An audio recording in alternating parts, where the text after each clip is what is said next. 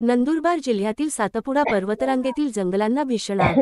धडगाव तालुक्यातील एकूण 15 ते 20 किलोमीटर पर्यंत डोंगरांवर आग। गेल्या 3 दिवसांपासून डोंगरांवर आग भडकत असल्याची माहिती। पर्वताला लागलेल्या आगीत अनेक जंगली प्राणी होरपळून मेल्याची माहिती। डोंगराला लागलेल्या भीषण आगीत वनसंपत्ती जळून खाक। डोंगराच्या पायथ्याशी मोठ्या प्रमाणात आदिवासी बांधवांच्या पाढे आणि वस्त्या असल्याने त्यांच्या जीवाला देखील धोका निर्माण झाला आहे। डोंगराला लागलेला आगीचा कारण अद्यापही अस्पष्ट।